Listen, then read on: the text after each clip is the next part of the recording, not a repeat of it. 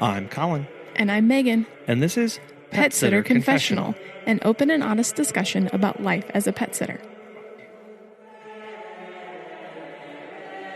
Well, hello, everybody, and welcome back to another episode. Today, we're so happy and thankful that Mary with Aunt Mary's Pet Sitting is on to join us to talk about her business, her history in pet care, and how she's been impacted by COVID and how she sets herself apart from those and from the other competition. So, Mary, thank you so much for coming on today. Thank you for having me, Colin. I appreciate it. Yeah, could you please introduce yourself and tell us about who you are and what you do? So, as you said, I'm Mary Cornelius, and I am the owner of Aunt Mary's Pet Sitting, located in Nashville, Tennessee. We're a licensed and insured pet sitting company, and I've been in business just about 5 years. For most of that time, I've run the business as a sole proprietor, but I am slowly now bringing on my wife as my business partner, primarily so that we can accommodate our clients more fully and say yes more than we say no. So where did your passion for animals come from? I guess I would have to pin that on my dad. Um, he grew up here in Nashville in the 20s, and he survived the Great Depression. So that really had a very lasting effect on him. And he wanted to expose his kids to self sufficiency as a way of life. It's kind of an overarching philosophy, personal philosophy of his. And so they owned my parents owned a hobby farm on the outskirts of Nashville that we visited on the weekends. And then later we moved to the suburbs of Nashville, and we had a large piece of property that we actually lived on full time. And so, in addition to a huge organic garden, we had chickens and cows and ponies and horses. And it was a very hands on childhood. And it was in that environment that I learned how to relate to animals, how to see animals, certainly the domesticated animals we had, as reliant upon us. We had a sacred duty to them to feed them and care for them. And so that really stuck with me for a very long time as a formative experience. Strangely enough, we did not have any dogs or cats at home. And that was really more about my mother's domain. She could not leave a dog or cat outside to fend for itself. She would have had to have had a dog inside. And we were all, my father in particular, very allergic to dogs and cats. And it's strange that I am now in the pet sitting business, but this was well before all the over the counter allergy medicines that we have today. But so we didn't have any dogs and cats. We had the farm animals. It really wasn't until my wife and I got together. We've been together 34 years now. We started adopting dogs on our own, and I really fell in love with the company of dogs, and began to kind of decode their language. Just their love language really is kind of, I know that sounds sappy, but that's what I call it. They just want to be loved. They are companion animals. We've bred them to be with us, and they love that consistency and just to be with their people. And so I have fallen deeply in love with dogs. But I owe all my passion and understanding of animals to my dad in those formative years. That sounds like such a wonderful, like you said, formative time in your life. That's just so wonderful. And you mentioned that, it's hands on and that you really felt such a connection and a duty to the pets and animals in your life. So 5 years ago when you started, what made that switch into starting Aunt Mary's Pet Sitting? Well, both my wife and I have a background in the hospitality business. We have lived all over the country in different cities and states, and working in hotels and some restaurants, but primarily in the hotel business. And we came back to Nashville about 6 years ago. because my father had passed on and my mother was here, but she wasn't in the greatest of health. And so I mean, she was really my first priority. I am the youngest of five kids, but nobody else lives in this area. Mm. And I had the most flexibility to return home. So it was a no brainer for us to come back here. And so I looked at kind of the landscape and I said, well, uh, what sort of job should I do or what kind of job could I have? And I knew the hotel business well enough to know how demanding it is. I also happen to know a couple of women who I really admire who are in the pet sitting business. And I consulted with them and I said, what do you think? You know, is there room for me here in Nashville? And they said, oh yeah, there's there's room for everybody, and you can really carve out the kind of business that you want. So they were instrumental in helping me develop the confidence to do this, and they were generous enough to send some clients my way. So I'll be forever indebted to both of them, you know, for getting me started. That's awesome. What wonderful mentors and community that you have being supportive there. Sure. I feel very lucky to have them in my life, and they're Yeah. still. We celebrated Thanksgiving together. We were all on pet sitting jobs, and we came back a couple of years ago. This was came back to our house, to my house, and Elaine cooked a full Thanksgiving dinner, and so we had the pet sitters Thanksgiving. It was great. That's awesome. That's Yeah, really wonderful, and especially to have that close community and that close connection with other people that you can bounce ideas off and share struggles and share successes that you have and just enjoy the company. for sure. So, do you have any pets currently? Currently, no. No. Sadly, no. Our last pup, Pal, we said goodbye to, I think it was about 4 years ago, about this time of year, 4 years ago.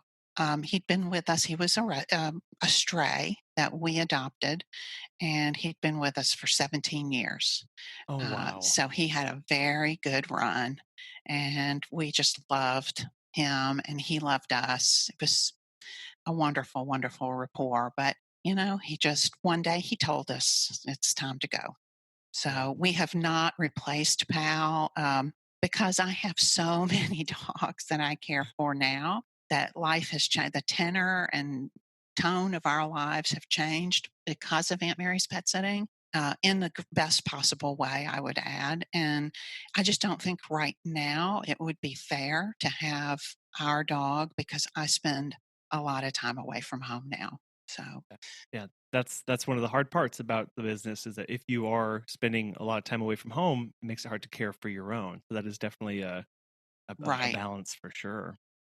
And speaking of that, what kind of services do you offer? Well, the crux of our business is overnight pet care, either in the home of my client or with just the right conditions and the right conditioning. We will use our home for boarding, but that's a one-on-one. It's a one at a time kind of Mm. situation. I don't have multiple dogs here. It's too complicated. It's too fraught with potential fights and personality conflicts. So we just leave it to one dog at a time when they come here, and Mm. that's the crux of our business. But we also pride ourselves on being highly customizable. And we'll do whatever a lot of what the client needs us to do. If they can think it in their head, then we can pretty much make it happen. We offer transportation to and from other daycare or the groomer or the vet. We offer drop in walks and comfort breaks for dogs and cats. We offer a service that I like to refer to as a one-on-one daycare, where we come to your house, pick up your dog, and spend the day with your dog doing cool, fun things that are appropriate for your dog based on your dog's personality and your dog's age and physical condition. And that could be anything from going for a long walk in the park to cuddling on the couch to, you know, just going to Pet Depot or Home Depot or someplace that's dog friendly. So it's really just about, it's a perfect service for young dogs who need to be socialized or desensitized to the environment.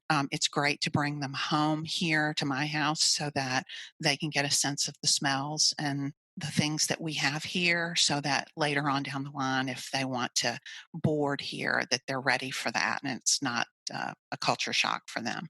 And then lastly, the one service that I didn't think was going to be that popular, but has turned out that it has been a lifesaver for some of my clients, is we offer a check-in service for unoccupied homes. So really kind of a property management service, if you will. Some of our clients travel with their pets from time to time, or they Mm. go to a second home. And during the winter or really hot, we have really hot summers here.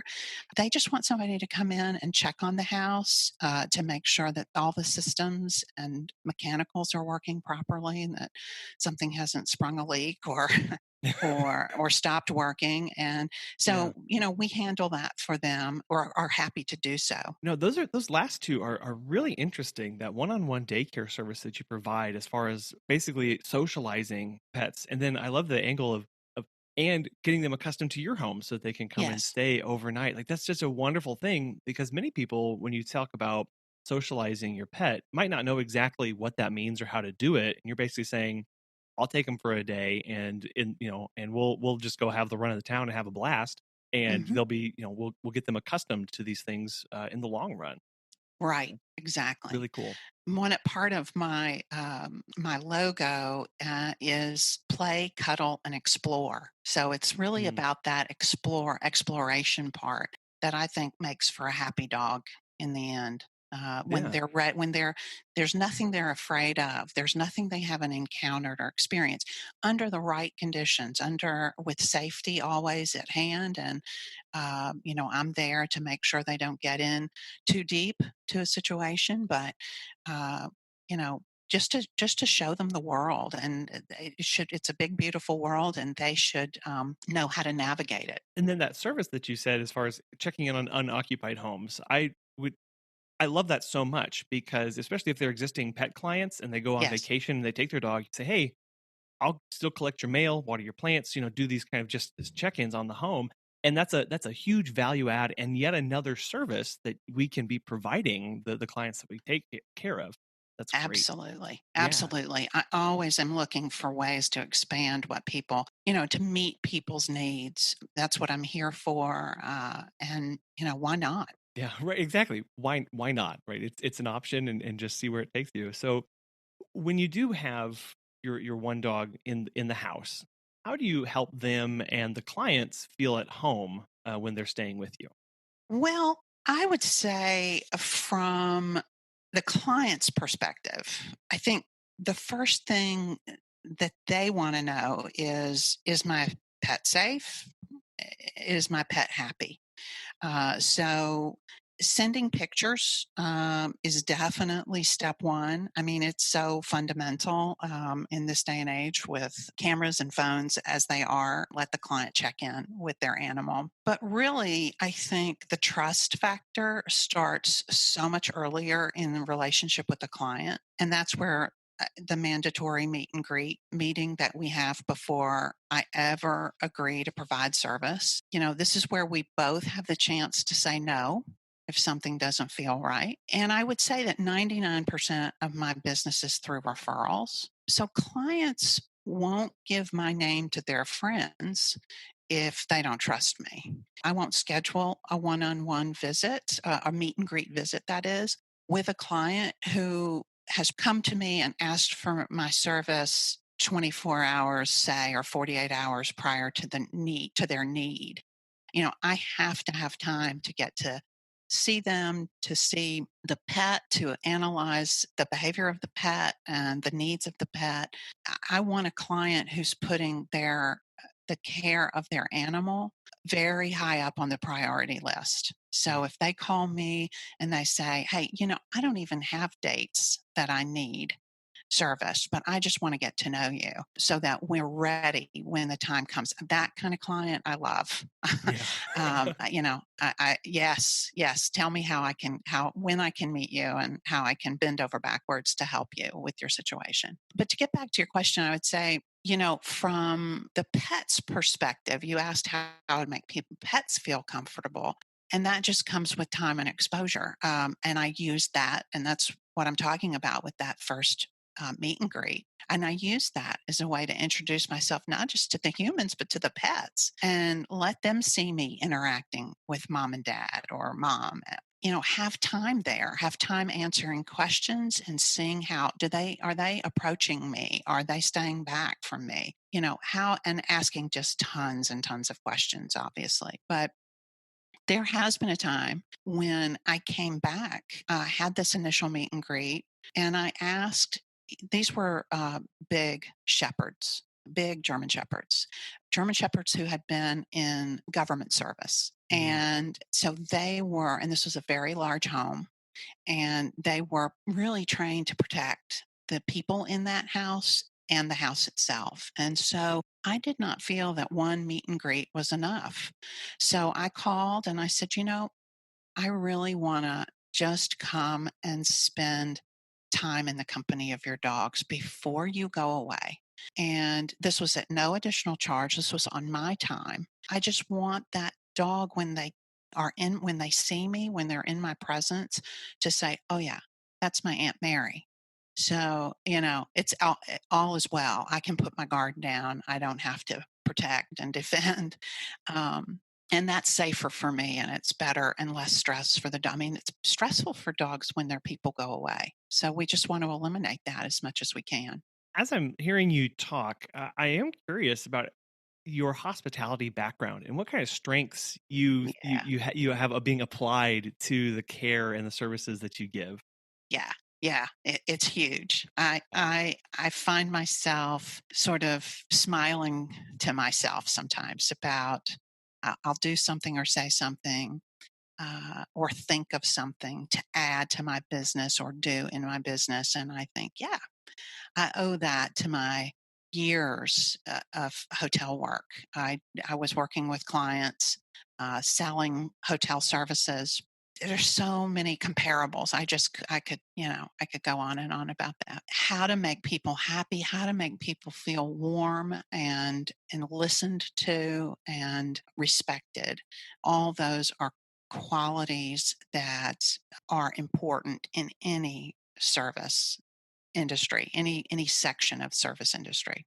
My goodness, yeah, I mean, happy, warm, listened to, respected, like, that's exactly how we should all be treating our clients, and if we have, um, employees, treating them as well, because that just speaks to your personal values and that you value the other people and you want to provide the best possible service. You bet. Thinking through some of your meet and greets and back through the ones that you've had, have you ever had to decline a client after a meet and greet, and how did you handle that? Thankfully, no. Okay. I have not had to decline outright a client. There have been clients who we just simply have not been able to schedule because their calendar was inflexible and my calendar was so incredibly full. But I also ask a lot of questions over the phone before we even schedule that in person meet and greet. I don't want to waste anybody's time. So I think that answering while I have people on the phone, I should try to use that time efficiently and try to discern. And I'm pretty good at it from experience Yeah. if it's going to be a good fit. It can be challenging to book time with me. I do have many repeat clients who travel more than just 1 week out of the year. So I have to sort of give my energy to maintaining those relationships, the ones that give me, many, many pet sits through the year. And sometimes, my pet sits, some of my clients travel outside the country pretty regularly. And I've been on a job, it's not uncommon for me to be on a job for 3 weeks, 4 weeks at a time. As a sole proprietor, it makes it really hard if a client wants to go. I mean, I can't say no to that. Mm. That's part of this business, and depending on how you want to run your business, I want my business to be profitable, and for me, as a sole proprietor, to use my resources, which my primary resource is time, which is Mm. finite. I want to use that in the most efficient way possible. So sometimes that means evaluating clients by criteria that is less emotional and more practical. I cannot possibly sit for everyone who calls me. So I do have to say no. On occasion, but I try to do it as gently as possible. And for those clients who, that do use me repeatedly, there tends to be a pattern that I keep try to keep a really good historical record on where I have been when, so Mm. that I can look as the year comes up, and I book at least 6 months out. Wow. So yeah, so I can look at my records and say, okay, this client A was with me, had a trip to France in uh 2018. So what are they doing over the same time period in 2019 or 2020 or 2021? I guess we'll just chalk up 2020 to uh yeah, Yeah. to lost time. But well, like I said, people are beginning to travel. I've got a completely full July. So Really? yeah, Wow. people are looking to are have been at home, have been quarantined, Yeah. and they want to get out of the house. And they want to, and sometimes as much as they love their pets, they want to get away from their pets. And so, yeah, so I'm booked. I'm Huh. completely booked for July. They don't want to fly necessarily. They're not taking trips to France or to Italy, but they are going down to Florida or Mhm. somewhere else that Hilton Head, someplace where they can drive to from Nashville. So anyway, that's a little bit of a rabbit hole, but yeah, I would say that's pretty much the best answer I can give. That I just can't. I know I cannot sit for everybody. So, uh, yeah, I pick and choose, and I try to stay on top of what their needs are. And I know you said part of that is you're in this mode of trying to say more yes than no, which is why your wife is coming on and helping you with that. So what has that been like working with your spouse in your business more and more?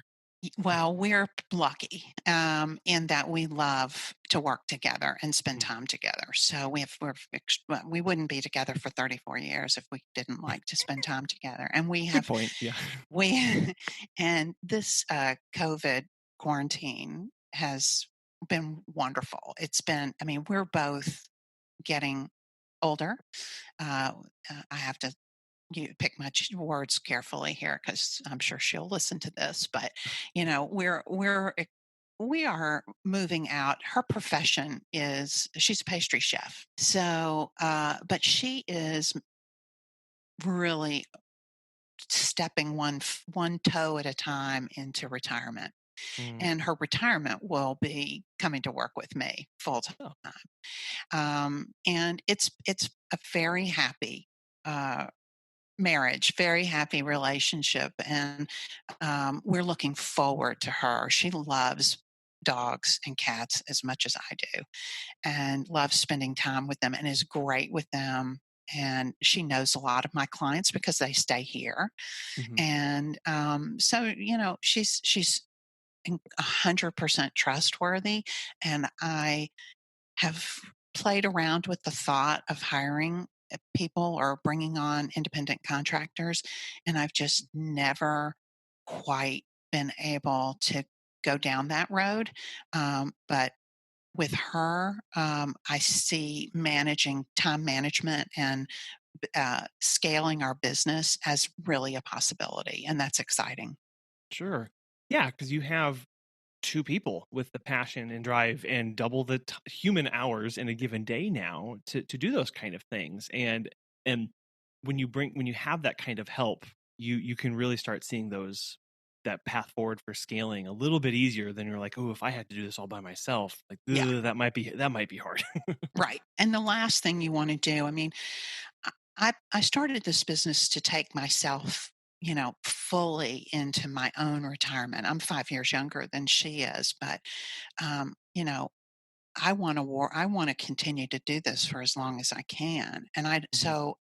burnout is something we haven't really talked about, but it's Yeah. out there. And when you're busy and you're busy like I am, and you're away from your own home sometimes, it can get lonely and it can get isolating. And that's when people burn out and they just say, "Ugh, I can't do this anymore." So I'm always aware of what my limits are and my boundaries, and try to maintain those as best I can so that I can keep on going. What kind of things do you do when you see those boundaries? How do you step back and maybe disconnect for a while and invest back in yourself? We talked a lot about how my clients have sometimes predictable patterns in their travel and their need for my services. So I use that, and basically, like, I know that after the first week in January, I am pretty much going to have about 3 weeks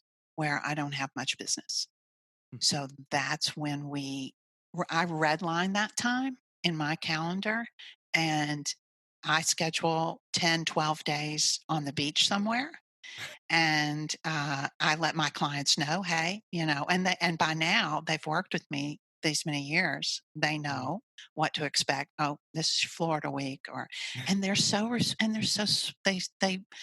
sweet. They respect me for that. Mm, They look at that as me taking care of myself so that I can better take care of them. These mm. are smart people. Yeah. They see Yeah. it, they know it, Yeah. and because they do the same for themselves. So why wouldn't I do it for myself? And I hope that people listening to that really feel what that means Yeah, of your clients will respect that. Will there be a few that maybe don't get it? Possibly, possibly, but the vast majority are gonna understand that you need time, and for sure. that can be scary to redline 3 whole oh, what do you mean? That's Yeah, lost revenue, that's time away. Oh, I don't know what I'm gonna do. What if somebody needs me? That's all this, what is, what is. But you're on a beach soaking up sun somewhere, and that's just yeah, wonderful, right there. right. Yeah, and I will say that I tell them. I mean, communication in situations like this is key. Right. And so I'll tell them, hey, remember, I'll be on the beach. If you need me, shoot me a text, but don't be mad. I might not answer you right away. It may take me, but I've been on vacation and answered a text or two and just said, Sure. hey, yeah, this sounds, if somebody needed to know availability for a date in the future because they were trying to make their own plans, Mhm. then I might shoot them a text back and say, yeah, this looks good. We'll confirm everything when I get home, but don't see any reason why we can't move forward with that. I'll put you on the calendar tentatively. Sure. So it's that sort of thing. It's a response, but it doesn't detract from me having my time away. Right. Right. You're not suddenly being pulled off for 4 or 5 hours behind a computer solving something or doing that kind of work. It's, "Oh, I can answer this right now, and I can get back to my day." Exactly. Looking at some of your policies and guidelines, I saw that there are 4 things that you promise your clients during their care, and I would love for you to tell us what those are and why they're so important to you. Yeah. Thank you so much for asking this question. So you looked at my website, or and that's great. I'm glad you did. So when I started my business, I thought, how can I? We've been sitting here talking for, I don't know, half an hour maybe.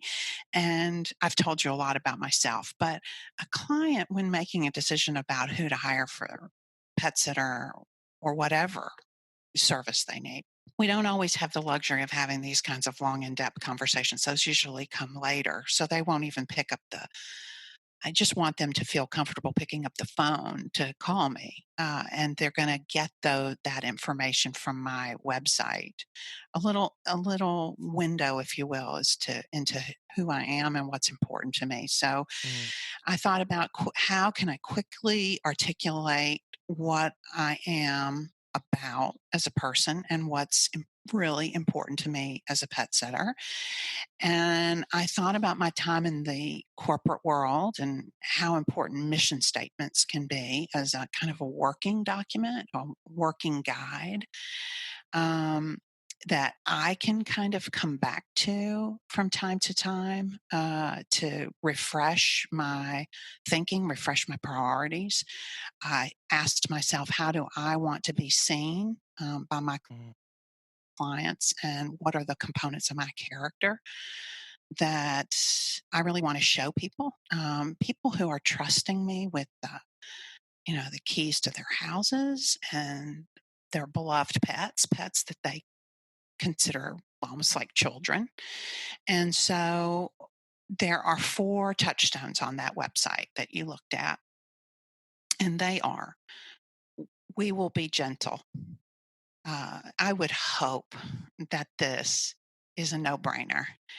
But unfortunately, I read the news and I know that it is not always a no brainer. It's not something that people should just take for granted. I say in my website, we will never yell, scream, or berate your pet. We will never, ever hit your pet. This is so fundamental. It's hard to even talk about it, but yet I think it's so primary that I couldn't leave it out. Um, so, we are not trainers, but we've learned through the years about training a dog. We know about communicating with dogs who are scared, dogs who are bored, and we know how to read all those things. And dogs that are just acting out because they're puppies or, for whatever reason. So we have ways of communicating with dogs who are in all those stages of emotion. And yelling, screaming, and hitting are never part of the language that we use to communicate with your dog. The second touchstone is we will be safe. And this kind of touches back to that responsibility that I talked about from my childhood that I learned about from with my dad. It's a sacred responsibility, and I don't, sacred seems like a little heavy-handed, but really, I don't think so. Um, these animals look to us for so much. I mean, they have instincts for survival, but they're always looking to us to make big decisions. So I'm always thinking about what's in the best interest of this animal, and not how am I going to get paid for this, or uh, you know eh, eh, that's not a factor. We work those things, as I tell my clients. If your dog is in distress, like medical distress, I take your dog to the emergency vet or to their vet of record. mm, We don't. You're the second person I call. The owner is the second person I call. uh, we'll work it out between us later, but I want your dog. I had a dog that had seizures. Uh, and their owner was in Israel. I took that dog to the vet. It wasn't about uh, should I ask the client? Should I call the client? No, the dog went to the vet, and we worry about that. We worry about all the rest later, but we want what's best in the best interest of the dog. So we'll be safe. Touchstone number two. Touchstone number three, we will be honest. And this is really for the humans. Um, and you can be slightly dishonest with dogs, and they don't worry about it. what? Um, No. um, but basically, what this means is I'm going to tell you about the good and the bad that happens with your dog. Um, because you deserve to know. Uh, if your dog poops in the house and, because they were nervous, I'm going to clean it up, but I'm also going to tell you, Mm. we had a stressful day today. And this is why, and this is what we're going to do to resolve that. So honesty is the third. And then the last is we will respect your home. And this is a big one. And I could talk about this one all day with you, Colin. This is what I think separates me from a lot of other people who pet sit. I say on my website that what this means to me is that I won't use your house as the party pad. I'm not going to have friends over to hang out unless you know about it. And it's extraordinarily rare. But I did have a really close girlfriend come home from the West Coast and for Christmas one year, and she wanted to see me, but I did not feel comfortable about leaving the dogs. And I knew that she and I would get engrossed in conversation and the time would slip away. So I called the client. I texted the client actually, and I said, "Hey, here's the situation. Do you mind in advance? Asking you this, and you certainly have the right to say no. But do you mind if I visit with a old girlfriend who's in school? I mean, who's in town, who I went to school with?" And she said, Absolutely not. But thank you so much for asking. That was really, really great that you asked before you just did it." So, so that's the kind of thing I'm talking about. I don't drink alcohol, although I love to have a glass of wine after the pet sitting jobs are over, but I don't drink alcohol when I'm on duty because what if I have to rush your pet to the vet in the middle of the night? I can't be impaired. But what it doesn't say, primarily because of the limits of space on my website, I don't want my website to be 40 pages long, is I protect my client's privacy. I protect your personal things from the opportunity of intrusion by people with curious eyes, including my own. I don't care. I don't care about your stuff. And Mm. I don't care to look at your stuff. I want your pet to be happy and safe and well cared for. I have not confused your willingness to have me in your home as an invitation into areas of your home that are not my business. So I take this so seriously. It's a bond of trust, not only with pets but with the privacy of people's domains. And it's a line I would never cross. I love how you have these phrased as promises, and because it humanizes it so much, and it really immediately speaks to what people are getting and what you value as a person. And to that, you started off by saying this mission statement was something that you could refer back to.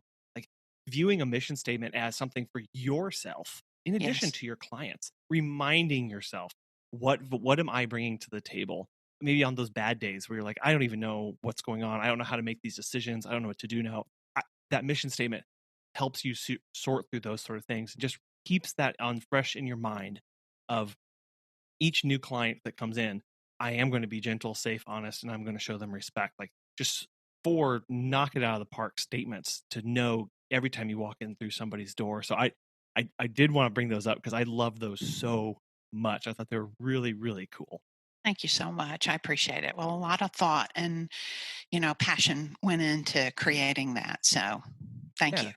You're welcome. And you could like the respect your home thing, just an example, because it is really tempting to look behind that door that's shut or in that drawer in the kitchen that wait, this one's the knives or what's that one? I don't know what that is. Like that's as you said, like the willingness to have them in your home is not an invitation to go through their stuff. It's just Right. reminding it this is a professional, this is a business, and that does separate yourself because you do describe it as your service as a high end boutique, and I feel like a lot of these speak to that kind of service. Yeah. Yeah. I use those words because basically I have clients that fall into two categories.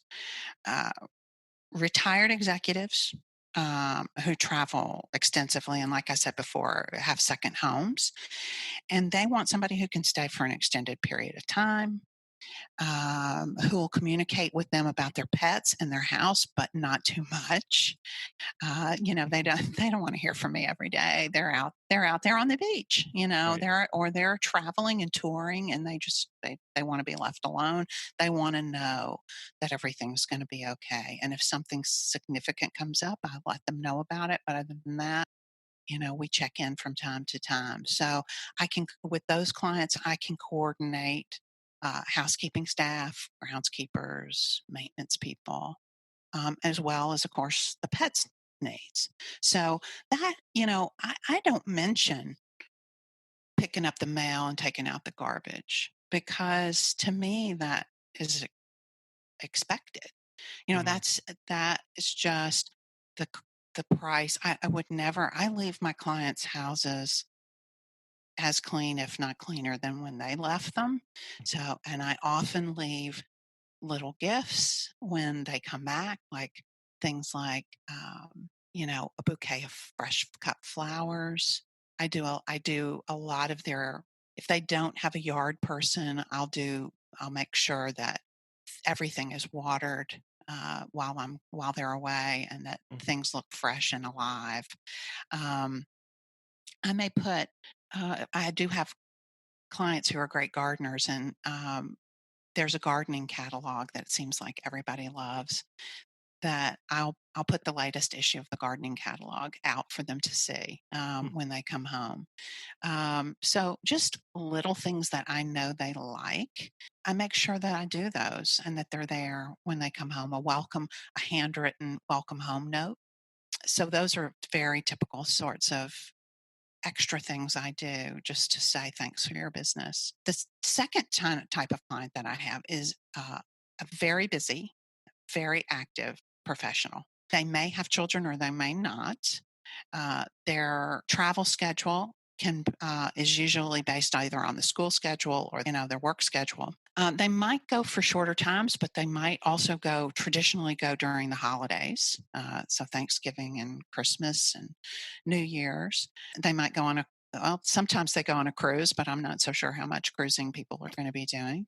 For them, I like to again kind of refer back to that history and say, hey, you guys, they're busy, and they don't have time to talk to me for extended periods. And sometimes pet care, although they love their pets, they don't, they've got so many other balls they're juggling that I try to be that reminder. Hey, are you guys going to visit grandma and grandpa again at Thanksgiving? So let me remind you that as soon as you get those travel dates, let me get them on my calendar so that I don't book over a date that you want. So this is the level of involvement and personalization and customization that I try to deliver to my clients. Again, probably really reeks of the hotel business. um, but that's in my blood. Yeah. Um, so it- that's the when I say boutique, that's the kind of personalization that I'm talking about. That I think really sets me apart. And we're always looking. There's a lot of people out there pet sitting, and we're always looking as business people for ways to distinguish yourself from somebody else. Right, right. And it does come down to what are you as the business owner willing or wanting to do for your clients. And it Right. sounds like you have taken this to a really amazing level of customization and attention to detail and service through and through. And I'm sure that has affected maybe, how you set your rates or how that plays into, competing, quote unquote, with other services in your area. Luckily, um, nobody has batted an eye at my rates. I think I am always looking at, I do a wage or a rate survey from other pet sitters and other pet related businesses in my area about maybe once a year. So I want to be competitive. I don't want to be so far out there with my rates that people just are turned off. But it it is a little bit of just wait and see, and let me explore, show you what I can do and create. And I'm always willing to talk to a client about my rate and why I set it the way that I do. And if they're certainly free to initiate that conversation with me, and I don't shy away from it. I am, as I mentioned before, I am licensed, I am insured. I do not have an overhead per se. I don't have employees, but I do have operating expenses that come off of the top of what I have to employ a CPA who does my books, and I do all of the taxes, which in Tennessee are not as onerous as in some states, Mhm. thankfully. But I still have reporting that has to be done on a quarterly basis, and taxes that have to be paid, and licensing, LLC fees. So all of those things are ongoing business expenses. And, still, I feel that I have to always look at what's fair for what the client is asking, and just try to operate from a position of how would I want to be treated. But yeah, I think once they see my service, they understand, they get it, and I also don't nickel and dime my clients. So I don't do a whole bunch of, I don't leave them an invoice with a whole bunch of tacked on charges. So I try to just make it fair from the beginning, so that everybody's happy. That they feel like they're getting value, and I feel like I'm getting compensated in the way that I think I should. Wage setting and what you charge is kind of is really hard as a pet sitter because a lot of us would just do this for free even if because we get to be with dogs and we just enjoy it, and it's such a passion. And so Yeah. when I know many of us have come across that statement of, well, I'll just get the neighbor to do it, they'll do it for free, they just got out of, they're on break for summer, so they'll just come Yeah. over. Sure. And it's like, okay, no harm, no foul. I get it. They're getting experience. They're going to offer that to you. But do they have licensing, insuring, bonded? Will they, bring in this stuff? Do they have this attention to detail? And you start going through that list. Most people are going to sit there, especially for the clientele that you have, are going to go, there's a value add here that Mhm. I can't get elsewhere. Mhm. Yeah. I mean, I have a client who went down that road. And this is not to say that every kid down the street, the kid down the street is not a wonderful example of responsibility and Right. highly capable of handling a job that, I was a kid and I used to babysit for kids, and I was scared to death that, that I would mess up. So I was an extremely conscientious kid, and I hope that that has translated into my adulthood. But, so I'm not dissing young people who are trying to make a summer living. I think that's great, and I don't want to stand in their way. I want there are plenty of people out there Mm, for whom this will be a perfectly acceptable way for them to get their needs met and their pets' needs met. right. But if you have a house as that's 7 or 8 or 10,000 square feet, and you want to go to your summer home, and the water heater breaks and floods the first floor, is a college kid going to be prepared? Now, this is I'm basing this on something that actually happened, right? I I'm mean, sure. for sure, for real, I am. Yeah. Uh, is a college kid going to have the wherewithal and the life experience to deal with that situation in a home that big? That's a huge responsibility. We always want to set people up for success, not failure.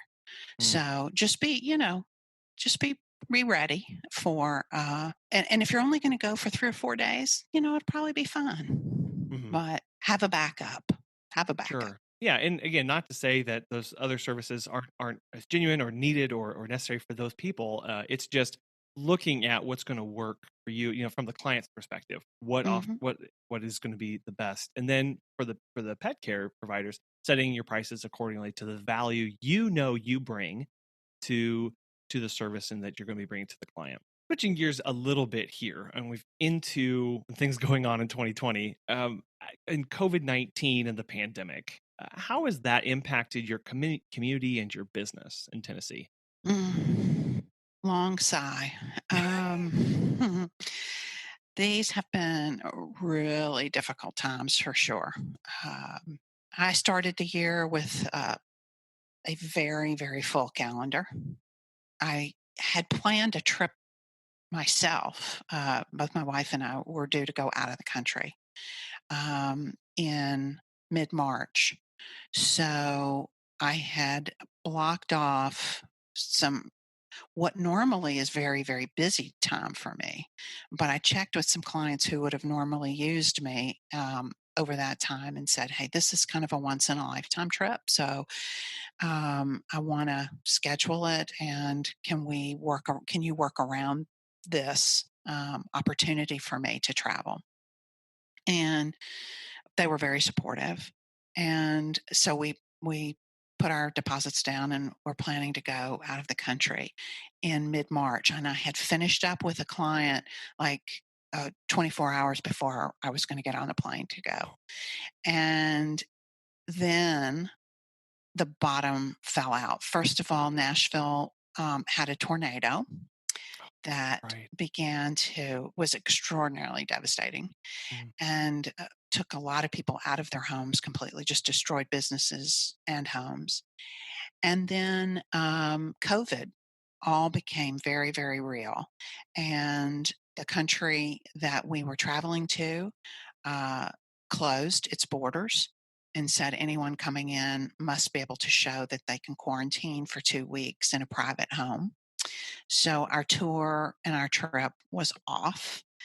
mm. And my wife came home from her job and said, not going back. They're closing down everything. And her job as a pastry chef is for a facility that books large events, so group events like weddings, Gee, corporate meetings.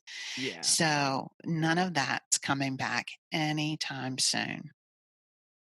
So, and then of course, as we roll through April, May, everything on the calendar just evaporated. I spoke to my clients, and they were fantastic. They offered to pay me anyway, um, and they were coming up with so many creative solutions for me, wanting to pay me in advance for things or buy gift certificates. And I felt like that was just kind of a mortgage on the future that I did Mhm. not want to. I I didn't want to have to take out, so I declined gracefully and graciously, with lots of thanks to them for their concern. But Elaine and I are getting on, and we're older. We have a very sound financial footing. So we have savings, and we've been able to ride this out just fine. And, but from the perspective of Nashville, that tornado, and then all the folks who are not as lucky as we are, who have, for whom this has been so disruptive and just crippling, financially and emotionally. Our hearts go out. We've tried you know, to be supportive. We're in a place where we can support, so we Mm, want to try to do things for our community. We make additional calls and um, to seniors and uh, to our friends, and to people in our broader community, our faith community, all of that. We try to be there, to just to support people who are having a tough time right now. But for us in our business, we have staying power. We're going to be here, and we are here, and things. And I'm just really grateful to see that things are beginning to come back. So, Right. Well, yeah, that's really good to hear. And yeah, it has been a time to be reflective and to, most importantly, as you've done yourself, Mary, is to reach out to people and just have a listening ear and communicate with them, and spend some time with people that maybe you didn't do a whole lot of that before. We've been, as pet sitters, we're kind of busy most days and hmm don't really have time to sit and and carry on a 2 hour phone conversation or whatever that looks like. So it's hmm that I will say right, that has been wonderful to see. And I know we've done it several times with our friends, and it's been really gratifying and nourishing to Megan and I to be able to have that with people. And that's something that I hope doesn't get taken for granted moving forward, and doesn't get lost in the shuffle. right, right. I mean, I really try to stay kind of in a place of gratitude, through all of this, and just think about the lessons learned through this process. I started Yeah, gardening in my backyard, because that's something I've always loved, but I haven't had time to do. I haven't had time to tend to a plant. I tend to too many other things on, four legs and two legs. So yeah. how in the world could I actually spend time growing something and making sure something is watered? But it's been really a lifesaver for me, that, just to keep my mind active. So did you ever have to officially close down, or did just business kind of dry up to the point where you didn't need to? I don't did not need to close down, and I did not. I mean, I did not have any business, for mid March through, basically the end of May, Mm, and now, I am just now picking up some one-on-one daycare, a little bit of transportation, and then I've got overnight bookings now, um, wow. on the calendar. So, and I'm booked. I have bookings on the calendar for overnight pet sitting and in-home pet sitting through the end of the year. Now, Wow. whether or not I would not say I'm booked solid, but I have a fairly good amount of business on the books. Now, whether or not that holds true is yet to be seen. There's always been talk and the fear that we may have a resurgence of coronavirus, that we may have to go back, into quarantine if we're dealing with coronavirus and the flu, for instance, in the fall. I really am hoping beyond hope that that does not happen, but we need to be prepared. And we're doing things, now just to shore ourselves up to be ready Mhm. in case that does happen. So since the bulk of your business and services that you offer is going into people's homes and doing overnight stays, how have you managed that process in a global pandemic as far as protocols and safety? As much as I can, I stay, like, for instance, if I'm picking up a dog, for this happened just the other day. I'm picking up a dog for one-on-one daycare. Um, that dog knows me, and will run to me. So the client sees me pull up in her driveway. I can also text the client and say I'm here, if they can't see me or if not in a place where they can see. And I just ask that the client has that dog, in its harness if it uses one. And almost all my dogs are use harnesses, just so that we can protect their tracheas. And I use my own leash. So if, as long as it's safe, I just basically give a cue to the owner to let the dog out, and I'm standing outside, and the dog sees me and runs to me, and I can leash that dog up. So I never come in contact with the owner. I never use the owner's leash. I'm not using, handling it or anything like that. And I don't go inside uh, the client's home. Uh, I can schedule meet and greets on back decks and screened in patios for new clients. We can do a Zoom meet and greet. That does not bother me at all. It's a little less helpful in me analyzing what the dog is like. I can certainly ask questions, initial questions from the client, but I don't get a sense of what the dog is really like or what the dog's needs are. So we have to, I don't mind masking and using disposable gloves when that is appropriate. And we can talk to the client about that in advance and see what their comfort is. Um, the real difficult component of my business with coronavirus is staying in somebody else's house. Right. And so I'm just going to need to add to the very large kit of things I carry in my car anyway to pet sitting jobs, disinfectant and disinfectant wipes. And I'm going to need to disinfect when I first get there and on the last day of service so that the client comes home to. And I also really try to limit my footprint within the house. I always get Wi-Fi password, so I can use if instead of watching their television and handling their remote, if I can stream a movie on my iPad rather than using their electronics, then I do that. Um, in the kitchen, again, it's really just all about sanitizing as we go. I always bring my own groceries to a pet set. I don't eat my clients' food. Unless they specifically say, "Oh, please, you know, eat that soup I made," then I do. But I generally stay out of their. I use the refrigerator for storage, but I don't. I stay out of their pantry and places like that. Mhm. So it's really just about cleaning up behind myself, which I do anyway. Sometimes, almost always, I stay in a guest room. There are very rare occasions when a client wants me to sleep in the master, and that's really only if the dog is just used to sleeping there. But I find I can sleep in a guest room and the dog will follow me wherever I go, you know. Yeah. Yeah. So if it's okay with the client, I just as soon stay in the guest room as the master.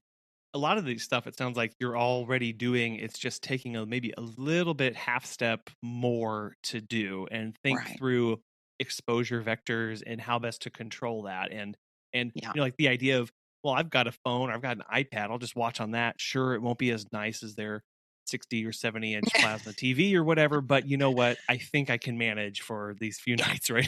Yeah. Yeah. Yeah. Absolutely. And if it were one of these pet sits where and I will have one coming up where I will be there for 3 weeks. So, clearly there's some comfort factor involved in that. But Mhm. I'm trying to stay up on what the CDC is saying as far as the risk level in transmission from hard surfaces, and just keeping in mind that it's pretty hard to transmit it. And if I keep my hands clean and then just be meticulous about cleaning up after myself, especially on that last day, and I think we'll be okay. Right. Yeah, I mean, there's paths forward and there's ways to get around it and make it so that you can still provide service in a safe way for both you and the client. Exactly. Thinking back through how 2020 has been, I was curious what kind of lessons you've taken away or advice you would give to other pet sitters. Oh, 2020. Wow. I mean, who could have thought in 2019 Yeah. that we would be down? I mean, I entered 2020 with such wow, it's a new decade, and what a year of growth and change. It feels like we're on the cusp of such Right. growth and change, and I know that for some it feels that the bottom has truly fallen out. I mean, we look at, the civil unrest, the racial strife, none of that can be diminished in its importance, or should be diminished in its importance, and its impact. And I'm not one of these people that says just because it doesn't affect me that it's not within my, it's not within my field of vision because I'm not personally affected by it. Mhm. We're all personally affected by it. What affects one affects us all in some way, shape, or form. So that's where, it just comes back to me staying, like I said before, staying in a place of gratitude, trying to write notes of encouragement, trying to help my community, trying to do what's right for myself and for other people who are hurting. And I have to believe that things, will work out in the end. That will be better. I saw something on social media that really struck me, in this vein about, when everything looks so broken, um, could this be the breaking that we, as a society, as a country, as a world, is this the breaking that we needed, to remake ourselves, to learn lessons the hard way, unfortunately? And I say this as someone for whom, in my own family, we lost someone to COVID, Mm. who was in the New York area, a family member, a cousin, of my wife's, who passed away. I'm so sorry. So yeah, it's real, and it's a tragedy. But sometimes, through dark tragedy comes, new. What's that song? There's a crack in everything, and that's how the light gets in, right? Right. Right. So I'm just hoping that the light will come in and show us to something better, stronger than we had in the past that maybe we didn't even know was possible. Mary, I am so thankful, and it's been a real pleasure talking with you today. And I love your story, and I love your passion, and I love your resilience that you have, and the beautiful outlook that you have moving forward. If people want to follow along, get in touch, check out your website, all that good stuff, how can they do that? You bet. Yeah. They can reach me by looking up on the great world wide web, www.auntmaryspetsitting.com. They can find me on Facebook. There's a link, by the way, you can click on from my website that will take you to my business webpage. And then if you like Instagram and just like pictures of cute puppies and cute kitties, and you don't want to and you don't like the format of Facebook, you can follow me on Instagram, and I am at Aunt Mary Loves Pets. Aunt Mary Loves Pets. That's the way you can find me on Instagram. So I'm out there on social media, and I'm out there on the web, and there's also my phone number is on my website as well, so you can reach out to me that way. Good. And we'll have links to all that and more in the show notes and on the website too, so people can check right there for that. Mary, again, real pleasure. Thank you so much. Pleasure to see you too, Colin. Be well. You can really tell that Mary's background in the hospitality industry shines through in everything that she does in her business, from how she plans and executes her services to how she has laser like focus on exactly who her clientele are and how she provides service to them. That's a good reminder that we should all be able to describe exactly who we're marketing to and how our services help fill their needs in very specific ways. And I love the 4 things that she has in her policies that she promises to give during her care: to be gentle, that they will be safe, honest, and that they will respect their home.